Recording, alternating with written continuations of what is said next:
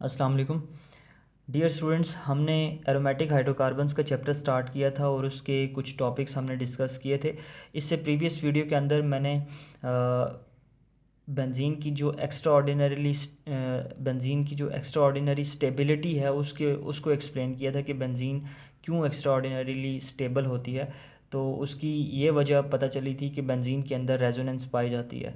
ठीक है, बेंजीन की रेजोनेंस एनर्जी है और बेंजीन के पास डिफरेंट रेजोनेंस स्ट्रक्चर्स हैं जिसकी वजह से बेंजीन जो है वो एक्स्ट्रा ऑर्डिनरीली स्टेबल बन जाती है। आज की इस वीडियो के अंदर हम क्लियरली एक्सप्लेन करने की कोशिश करेंगे कि बेसिकली रेजोनेंस मेथड है क्या। सबसे पहले अगर हम रेजोनेंस मेथड को डिफ़ाइन करें तो इसकी डेफिनीशन आपके सामने आ गई है कि मैंने यहाँ पर लिखा हुआ है कि the possibility of different pairing schemes of atoms is called resonance. ठीक है, बेंजीन के अंदर आपको पता है sp2 हिब्रिडाइजेशन होती है और बेंजीन के अंदर हर कार्बन के ऊपर एक 2pz ऑर्बिटल जो है वो इसी तरह विदाउट ओवरलैपिंग रहता है। ठीक है, अब वो जो विदाउट ओवरलैपिंग 2pz ऑर्बिटल है वो क्या करता है, अपने ही दूसरे किसी कार्बन एटम के 2pz ऑर्बिटल के साथ ओवरलैपिंग करता है। ठीक है, अब ज़रूरी नहीं कि वो ओवरलैपिंग कोई स्पेसिफिक दो कार्बन के वैलेंस इलेक्ट्रॉन्स के दरमियान हो। बेंजीन के अंदर डिफरेंट पॉसिबिलिटीज़ हैं ओवरलैपिंग की, डिफरेंट पेयरिंग स्कीम्स हैं और इस फिनोमेना को जिसमें बेंजीन जो है जिसमें बेंजीन डिफरेंट पेयरिंग स्कीम्स रखती है अपने वैलेंस इलेक्ट्रॉन्स की, जिसमें उसके वैलेंस इलेक्ट्रॉन्स जो हैं एक दूसरे के साथ ओवरलैप करते हैं और डिफरेंट स्ट्रक्चर्स बनाते हैं। ठीक है, इस फिनोमेना को कहते हैं रेजोनेंस। और जो after the phenomena of resonance जो डिफरेंट स्ट्रक्चर्स बनती हैं उनको कहते हैं रेजोनेंस स्ट्रक्चर्स। अच्छा, अब आ जाएं ये रेजोनेंस स्ट्रक्चर्स दो तरह की हमारे सामने आती हैं एफएससी की केमिस्ट्री में। सबसे पहले कैक्यूली स्ट्रक्चर्स हैं और उसके बाद डिवार्स स्ट्रक्चर्स हैं। कैक्यूली स्ट्रक्चर्स में आप देखें एडजेसेंट कार्बन्स के दरमियान ओवरलैपिंग हुई है। ठीक है, और ये एडजेसेंट कार्बन्स के दरमियान जिस वक्त ओवरलैपिंग होती है तो वहाँ पर डबल बॉन्ड बन रहा है, यहाँ पर भी सेम हुआ है। ठीक है, एक पॉसिबिलिटी ये थी। अच्छा, अब देखें ये डिफरेंट पेयरिंग स्कीम्स वाली रखने वाली स्ट्रक्चर्स हैं। ठीक है, और आपस में सिमिलर हैं, जस्ट इनकी बॉन्ड अरेंजमेंट्स का इशू है या उनमें थोड़ा सा डिफरेंस है और बाकी ये सिमिलर हैं। ठीक है, क्योंकि सिमिलर हैं तो सो हम डबल हेडेड एरो इनके दरमियान डाल देते हैं। ठीक है, अब देखें कैक्यूली स्ट्रक्चर में एक पेयरिंग स्कीम ये थी। ठीक है, इस कार्बन और इस कार्बन के दरमियान डबल बॉन्ड, या फिर इस कार्बन और इस कार्बन के दरमियान। काम सिर्फ एक ही करना है कि अल्टरनेट डबल और सिंगल कोवेलेंट बॉन्ड्स रखने हैं।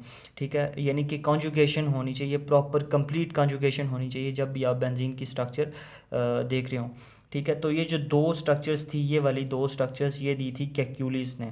ठीक है, अब अगर हम चले जाएं डिवार्स स्ट्रक्चर के ऊपर तो डिवार्स स्ट्रक्चर्स जो हैं उनमें डिवार्स ने ये कहा था कि जो एटम्स एक दूसरे से ज़्यादा डिस्टेंस पे हैं, यानी कि 1 4, ठीक है, 2 5 3 6, इस तरह के जो एटम्स हैं जो एक दूसरे से ज़्यादा डिस्टेंस पे हैं वो आपस में ओवरलैपिंग करते हैं। ठीक है, तो जिस वक्त उनकी ओवरलैपिंग होती है तो इस तरह के कुछ आमने सामने वाले जो एटम्स होते हैं, कार्बन एटम्स, वो ओवरलैपिंग करते हैं तो इस तरह की कुछ स्ट्रक्चर्स बनती हैं। ठीक है, डिवार्स ने 3 स्ट्रक्चर्स दी थी।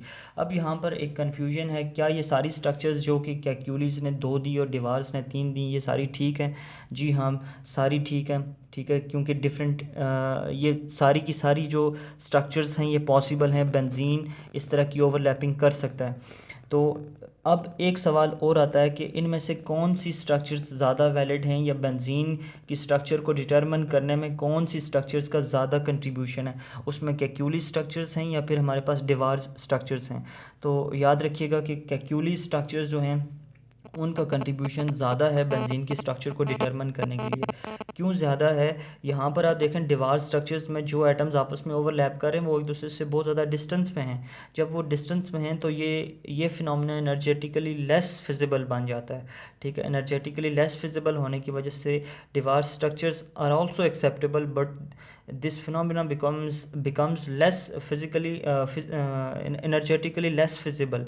सो ये वाली जो दो स्ट्रक्चर्स हैं कैक्यूलीज की, ये मोर कंट्रीब्यूटिंग हैं टूवर्ड्स बेंजीन स्ट्रक्चर। ठीक है, सो हम कैक्यूली स्ट्रक्चर्स ही को फॉलो करते हैं जब भी हम बेंजीन की स्ट्रक्चर बनाते हैं। आपने खुद कई दफ़ा बेंजीन की स्ट्रक्चर बनाई होगी, तो आपने कैक्यूली स्ट्रक्चर सी इसी तरह लिखी होंगी, एक बॉन्ड छोड़ के एक डबल बॉन्ड बनाया होगा। ठीक है, अब हम अपनी आसानी के लिए क्या करते हैं, इन डबल बॉन्ड्स जो हैं हमें बार बार डालने पड़ते हैं बेंजीन की स्ट्रक्चर के अंदर, तो हम क्या करते हैं, एक ही सर्कल डालते हैं। ठीक है, और बेंजीन को शो कर देते हैं सपोज़ ऐसे। ठीक है, यहाँ पर आप देखें हमने एक सर्कल जो है यहाँ पर लगाया, और ये सर्कल ये शो कर रहा है कि alternate double and single covalent bonds हैं बेंजीन की स्ट्रक्चर के अंदर। अच्छा, अब चले जाएं जी इनकी बॉन्ड लेंथ के ऊपर। ठीक है, जो नेक्स्ट चीज़ है, आपने अल्कीन्स और अल्काइंस की आपको बॉन्ड लेंथ्स पता होंगी। ठीक है, क्या बेंजीन के अंदर जो कार्बन और कार्बन है उनके दरमियान भी सेम बॉन्ड लेंथ्स हैं या डिफरेंट बॉन्ड लेंथ्स हैं? जी हाँ, इसमें जो बॉन्ड लेंथ है बेंजीन के केस में, जो कार्बन कार्बन के दरमियान बॉन्ड लेंथ है वो थोड़ी सी डिफरेंट है as compare to alkanes and alkynes. जो बेंजीन के केस में जो बॉन्ड लेंथ है कार्बन कार्बन के दरमियान, वो अल्केन और अल्कीन्स की बॉन्ड लेंथ के दरमियान आती है। ठीक है, सपोज़ अगर आप देखें अल्केन्स के अंदर जो बॉन्ड लेंथ थी कार्बन कार्बन के दरमियान, वो थी 1.54 पिकोमीटर, और सॉरी एंगस्ट्रम। ठीक है, अल्कीन्स की अगर हम बात करें तो इनमें और कम हो जाती थी, 1.34 एंगस्ट्रम पे आ जाती थी, और अल्काइंस में मज़ीद कम 1.20 एंगस्ट्रम।